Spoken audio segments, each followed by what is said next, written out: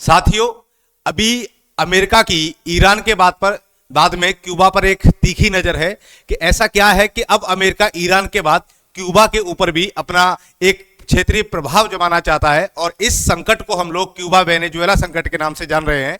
इस संकट के तहत सबसे बड़ा आर्थिक, ऊर्जा और एक राजनीतिक संकट क्यूबा में उत्पन्न हो गया है, क्योंकि इस संकट का सबसे बड़ा कारण है क्यूबा की वेनेजुएला पर आत्मनिर्भरता। यानी कि क्यूबा जो है ये पूरी तरीके से वेनेजुएला पर डिपेंड है, क्योंकि यहां से 30% ऑयल का इंपोर्ट क्यूबा करता है और क्यूबा की पूरी इकोनॉमी ऑयल बेस्ड इकोनॉमी है, जिससे उसकी इंडस्ट्री, उसका ट्रांसपोर्टेशन, उसका इलेक्ट्रिक जितनी बिजली बनाई जाती है वो सब ऑयल पर डिपेंड है, क्योंकि क्यूबा में अभी तक रिन्यूएबल एनर्जी के रिसोर्सेज को नहीं अपनाया गया है।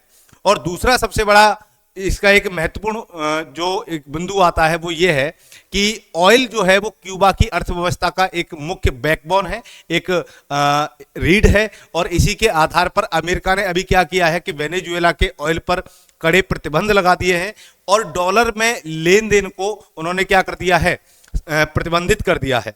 तो अमेरिका कि इस प्रतिबंध के कारण क्यूबा में ब्लैक आउट चल रहा है काफी टाइम से। पिछले लास्ट 3-4 महीने की अगर बात देखें तो 4 से 5 बार अभी तक क्यूबा में ब्लैक आउट हो चुका है, जिसमें सबसे ज्यादा ब्लैक आउट 29 आवर्स का अभी लेटेस्ट देखने को मिला कि वहां पर 29 घंटे तक ट्रांसपोर्टेशन, इलेक्ट्रिसिटी, हॉस्पिटल, बाकी स्कूल वगैरह सारी चीजें वहां पर प्रभावित रही। अब अमेरिका का सेकंड हस्तक्षेप है। अमेरिका ने क्या किया है कि यहां पर बहुत सारे आर्थिक प्रतिबंध लगा दिए हैं, तेल संबंधी प्रतिबंध लगा दिया, जिसके अंतर्गत तेल उद्योग को पूरी तरीके से प्रभावित हो गया है। और शिपिंग कंपनियों पर प्रतिबंध लगा दिया, जो शिपिंग कंपनियां वेनेजुएला से क्यूबा तक अपना ऑयल ट्रांसपोर्ट करती हैं, उन सारी कंपनियों को, तेल टैंकर्स को, सबको क्या कर दिया गया, यहां पर बैन कर दिया गया है या जिनको ब्लैक लिस्ट कर दिया गया है। वित्तीय प्रतिबंधों में अगर हम बात करें तो अमेरिका ने डॉलर में लेन देन को सीमित कर दिया है और इसके अलावा जो बैंकिंग तक पहुंच है वो भी यहां पर क्यूबा की सीमित हो चुकी है।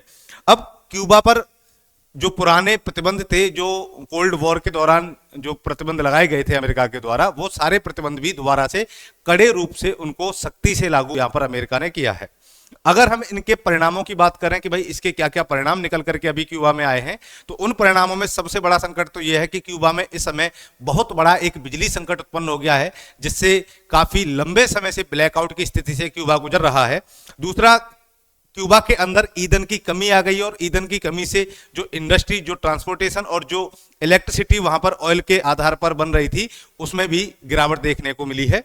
तीसरा संकट खाद्य संकट उत्पन्न हुआ है कि यहां पर जो फूड क्राइसिस है, फूड क्राइसिस क्यों उत्पन्न हुआ, उसका एक सबसे बड़ा रीजन यह है कि यहां आयात पर क्या लगा दिए गए, प्रतिबंध लगा दिए गए। इंपोर्ट होगा नहीं तो खाने की वस्तुओं की क्या होगी, कमी आएगी, डिमांड बढ़ेगी, तो महंगाई भी इससे धीरे धीरे क्यूबा के अंदर बढ़ रही है। अब अगला जो पॉइंट आता है वो ये आता है कि भाई अमेरिका आखिर चाहता क्या है क्यूबा से।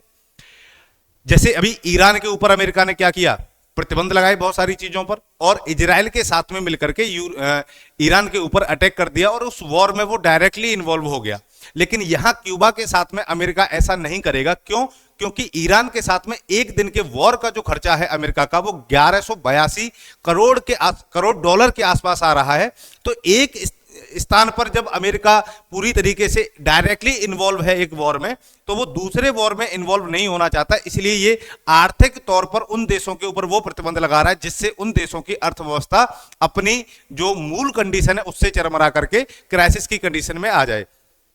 तो अमेरिका सबसे बड़ा बदलाव ये चाहता है क्यूबा के अंदर कि आज वर्तमान में जो वहां पर कम्युनिस्टों की सरकार है, वो कम्युनिस्ट पार्टी वहां समाप्त हो और कम्युनिस्ट पार्टी के स्थान पर वहां लोकतंत्र की स्थापना की जाए, डेमोक्रेसी की स्थापना की जाए। तो सबसे पहला बदलाव अमेरिका ये चाहता है। दूसरा बदलाव, वहां जो समाजवाद इतने लंबे समय से चल रहा है वो समाजवाद समाप्त होना चाहिए, जिससे अमेरिका का प्रभाव उस क्षेत्र में देखने को मिले।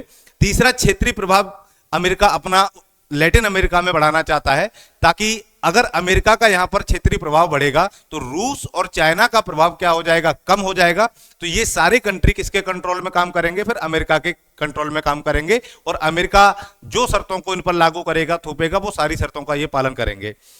अब दूसरा पॉइंट यहां पर ये निकल के आता है कि भाई क्यूबा को ऐसी कंडीशन में, जब वो ब्लैक आउट की स्थिति से गुजर रहा हो, ऐसी स्थिति में उसको क्या करना चाहिए। तो क्यूबा को सबसे पहले ऐसे सोर्सेज ढूंढने चाहिए जो ऑयल के ऊपर डिपेंड ना हो, अर्थात क्यूबा को नवीकरणीय ऊर्जा को विकल्प के रूप में अपनाना चाहिए, जिसमें wind energy, biomass energy, biogas energy, solar energy, इस प्रकार के इलेक्ट्रिसिटी के जो सोर्सेज हैं इनको उसको अपनाना चाहिए। दूसरा, अगर इन सोर्सेज को क्यूबा अपना लेता है तो उसकी जो डिपेंडेंसी है वेनेजुएला के ऊपर, वो डिपेंडेंसी काफी हद तक क्या हो जाएगी, कम हो जाएगी, सीमित हो जाएगी। दूसरा, ये काम करना चाहिए क्यूबा को कि नए अंतरराष्ट्रीय साझेदार उसको बनाने चाहिए, जैसे रसिया हो गया, रसिया के अलावा चाइना हो गया, अफ्रीकी देश हो गए, रूस हो गया, ईरान हो गया, तो इनके साथ में सहयोग को बढ़ावा देना चाहिए, जिससे वेनेजुएला के ऊपर अभी जो डिपेंडेंसी ऑयल को लेकर के वो उधर दूसरे स्थान पर ट्रांसफर हो जाए, जिससे इसकी इकोनॉमी के ऊपर कोई भी प्रभाव ना पड़े। तीसरा यह है कि मल्टी अलाइनमेंट स्ट्रेटजी को इसको अपनाना चाहिए।